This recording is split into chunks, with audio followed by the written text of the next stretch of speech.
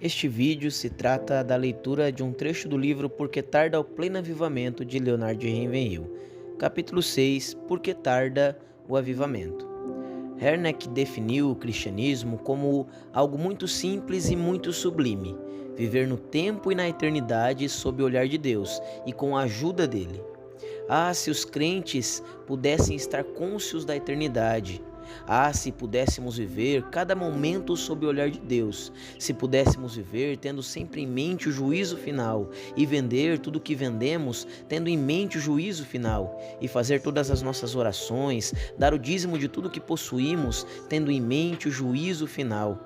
E se nós, pregadores, preparássemos nossas mensagens com um olho voltado para a humanidade perdida e o outro para o trono do juízo final, então experimentaríamos um avivamento operado pelo Espírito Santo que abalaria essa terra e que em pouco tempo salvaria milhões e milhões de vidas preciosas.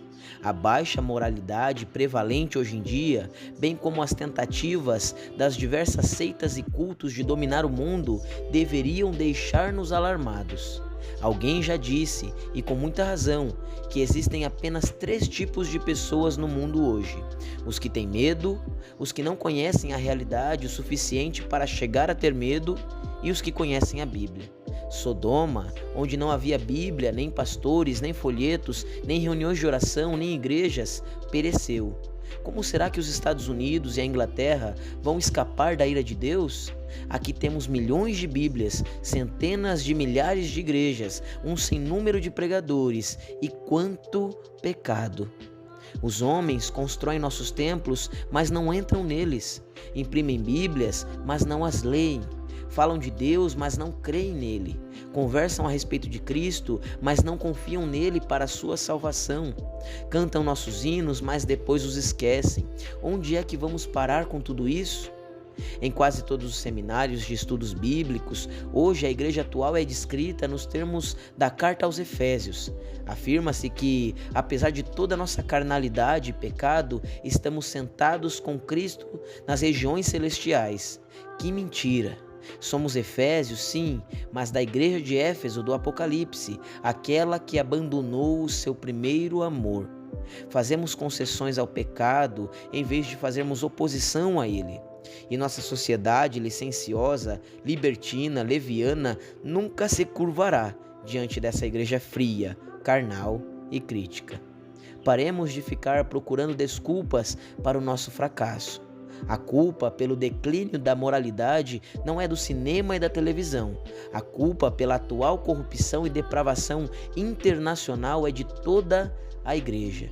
Ela não é mais um espinho nas ilhargas do mundo. E não foi nos momentos de popularidade que a verdadeira igreja triunfou, mas sim nas horas de adversidade. Como podemos ser tão ingênuos a ponto de pensar que a igreja está apresentando aos homens o padrão estabelecido por Jesus no Novo Testamento, com esse baixo padrão de espiritualidade que ela ostenta? Por que tarda o avivamento? A resposta é muito simples. Tarda porque os pregadores e evangelistas estão mais preocupados com o dinheiro, fama e aceitação pessoal do que em levar os perdidos ao arrependimento. Tarda porque nossos cultos evangelísticos parecem mais shows teatrais do que pregação do evangelho. O avivamento tarda porque os evangelistas de hoje têm receio de falar contra as falsas religiões. Elias zombou dos profetas de Baal e debochou da sua incapacidade de fazer chover. Seria melhor que saíssemos à noite, como fez Gideão, e derrubássemos os postes ídolos dos falsos deuses, do que deixar de realizar a vontade de Deus.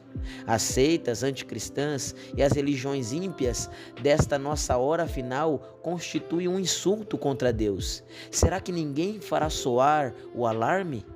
Por que não protestamos? Se tivéssemos a metade da importância que julgamos ter e 1/10 do poder que pensamos possuir, estaríamos recebendo um batismo de sangue, tanto quanto recebemos de água e fogo.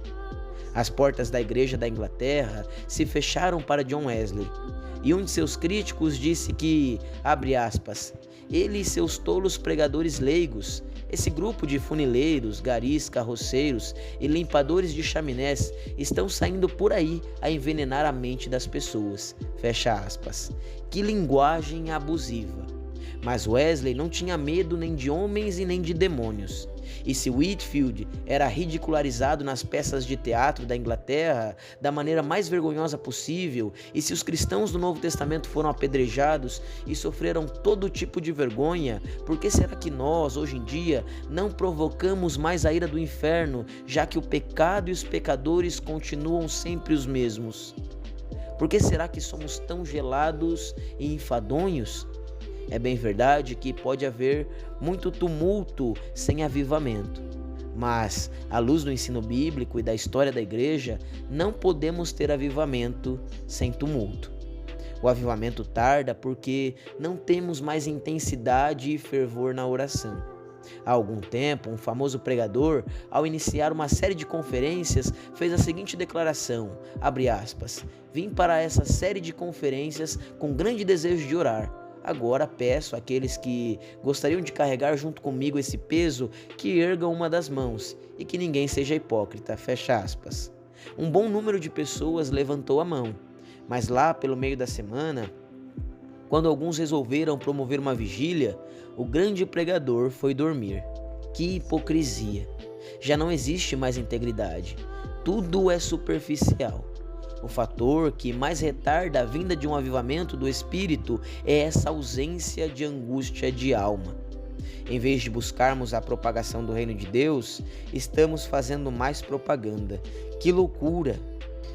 Quando Tiago, no capítulo 5, verso 17, diz que Elias orou, ele estava acrescentando um valioso adendo à biografia dele registrada no Velho Testamento. Sem essa observação, ao lermos ali, Elias profetizou, concluiríamos que a oração não fez parte da vida dele. Em nossas orações, ainda não resistimos até o sangue, não mesmo, como diz Lutero, nem ao menos fizemos suar a nossa alma. Oramos com uma atitude tipo, o que vier está bom. Deixamos tudo ao acaso. Nossas orações não nos custam nada, nem mesmo demonstramos forte desejo de orar. Fica tudo na dependência de nossa disposição e por isso oramos de forma intermitente e espasmódica.